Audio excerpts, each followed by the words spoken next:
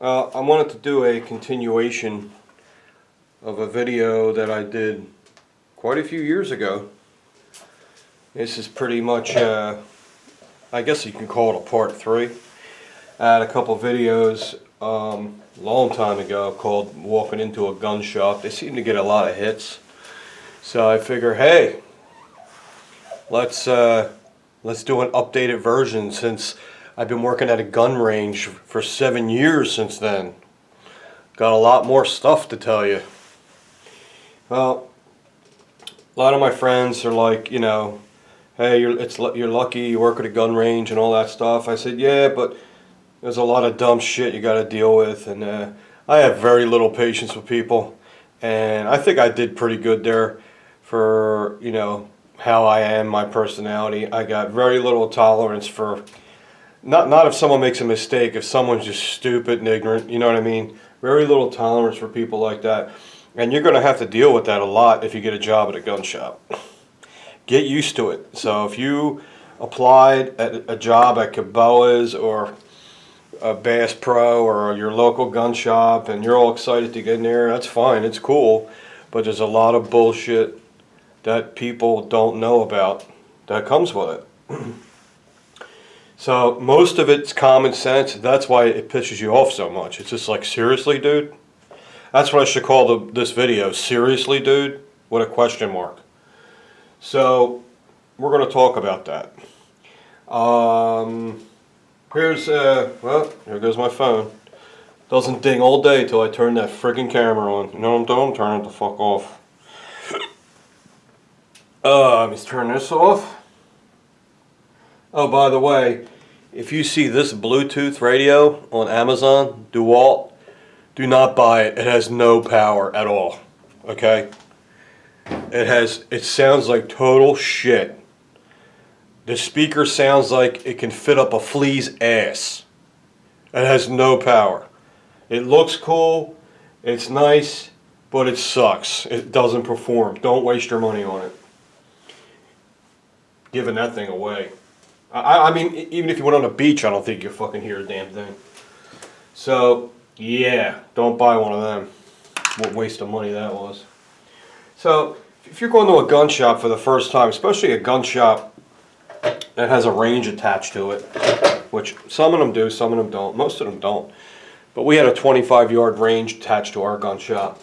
And, you know, I mean, even if you're new to firearms, these are things that amaze me that people think is okay. So the first thing is, when you go to a gun shop, don't walk in there with your gun not in a case. Yeah. Since it's the Wild West, this isn't Somalia, okay? This is the United States of America with a lot of friggin' gun rules, okay? A lot of gun laws. So when you go in a gun shop, please have your gun zipped up in some kind of case.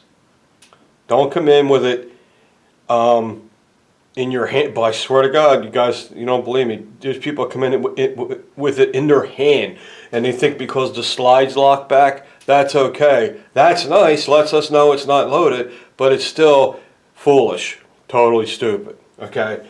So the first thing is, no matter what kind of gun you got, I don't care if it's a 22 all the way up to an AR-15, it has to be in some kind of case.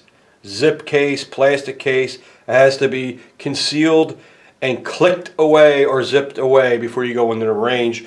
Ranges are not going to let you come in. Most ranges are going to let you come in like that.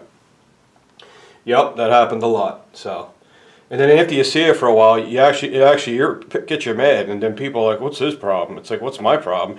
You're walking in with an AR-15 in your hand. Are you holding us up? Are you robbing us? Or are you going to shoot at the range? Give me a break, Jesus. Common sense.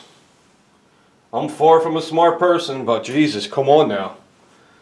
And you know what? Go take a class. If you're that clueless to the firearms industry about safety, you need to go take a class. You really do. So, before you make an ass out of yourself, go take a class if you're new to guns. Second thing, not knowing what caliber your gun is. This happens all the time. So I'll be at the counter. I'm the customer, guy's at the counter. And he'll say, yeah, I need ammo for a Glock. Okay? What the fuck does that even mean? You know? Glock what? 380 all the way up to 45, 10 millimeter? Oh, I don't know. And then know what he does? Takes his gun out of his case to see what caliber it is. Now you don't even know what caliber your gun is. You need to go take a safety class. Okay, that's the next thing you should never do. Always know what caliber your gun is. You go up. We don't even need to know what kind of gun you have. Everyone wants to show you their gun. We don't care what kind of gun you have. We see guns all the time, all day long. We don't care what kind of gun you have. It's, you don't have to show us what kind of gun you have. Plus, it makes the guy at the counter nervous because you don't know when you're pulling the gun out if it's loaded or what. So, next thing, pulling your gun out at the counter, just like I said. These guys are obsessed with coming in the range and pulling their gun out at the counter. You guys shooting? Yeah. Okay, what do you need? I need 9 millimeter. Okay, cool. How many boxes? I don't know, 200 rounds. Okay. And as I'm turning around to get the ammo, the dude's like, has his gun, pulling it out of his case or holster, and it just for some reason they want to pull their guns out. I don't even know why. And right away we're like, can you put your gun away, please? Firmly, and they give you a look like, oh, you're yelling at me. Don't pull your gun out in a gun store or a gun range until you get into the range, into the booth. Really? Really, dude? You have to tell people that. Yes, you do. So if you're on your way to get a job at a gun shop, keep listening. Lying and said you shot before. Here, this is a doozy. I love this one. You ever shot before? Yeah. Where? Oh, all around. Like where? Just just give me a. Oh, I shot in my grandpa's farm one time. Really? Well, sorry. At this place, you got to be an experienced shooter before you go in for safety reasons. Well, I shot before. I know what I'm doing. Okay. Okay. So after you said that and lied, if you're one of those, what do you think's going to happen? We're going to put you in a lane, or the gun shop's going to put you in a lane where they can see you immediately, which is probably right in front of the register. They're going to put you in a lane where they can see you because they're going to watch you to see if you know what you're doing. And if they see you doing this stuff, like you can't even figure out how to pull the magazine out. They know you lied about the gun. They lied about that you never shot. You obviously haven't shot before if you can't figure out how to take a magazine out. They'll actually come out and say, "Can you show me how to take the magazine out? I thought you shot before." "Oh, I did. You don't know how to take a magazine out?" No. I was like, "Well, that's not enough experience."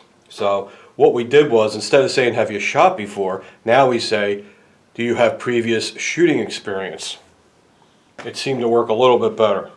So, remember that one. Bringing cheap steel cased ammo into an indoor range. You don't want to do that. Probably 99.9% of indoor ranges, as is, will not let you shoot steel. Here's the reason. You can't see it, but there's unburnt gunpowder all over the floor. When you shoot a gun and the bullet leaves the barrel, a little bit of gunpowder falls on the floor, especially the shotguns. And you can't see it, but we know it's there because we see it because we clean up. It's all over the floor. So the floor is highly flammable. So if you got steel cased ammo, which is, I don't know why anyone would buy that stuff. Some guns run it good. It could cause a spark and cause a fire. Also, it gets mixed up into the brass. And then when the brass man comes to recycle it, he gets pretty pissed off. He has to sit there and pick out your steel casings because you're cheap and you don't want to run good ammo through your gun. So, yeah, don't do that. Don't bring cheap steel cased ammo to a range.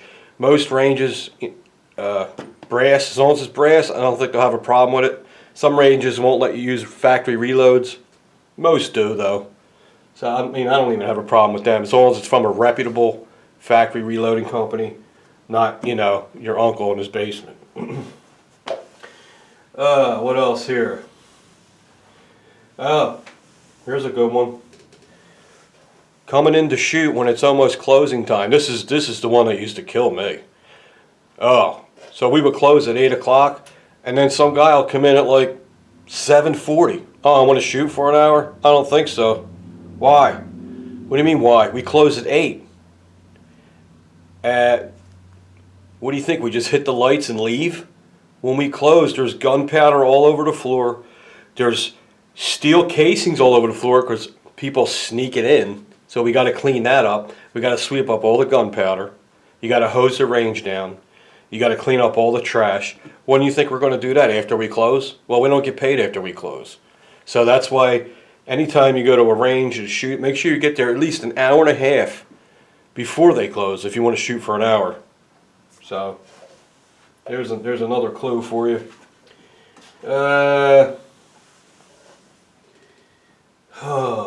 Comparing two guns next to each other. I love this one too. So here's one for you. If you go in there and you ask to see a gun, and you're looking for a carry gun, and you're comparing sizes. Say these are two little carry guns. Say, oh, I want to see a Glock 43. Okay, boom. Just say it's a Glock 43. All right. I want to see the SIG P365. Okay, here's a P365. Okay, this is fine when you do that. No one's going to say nothing to you.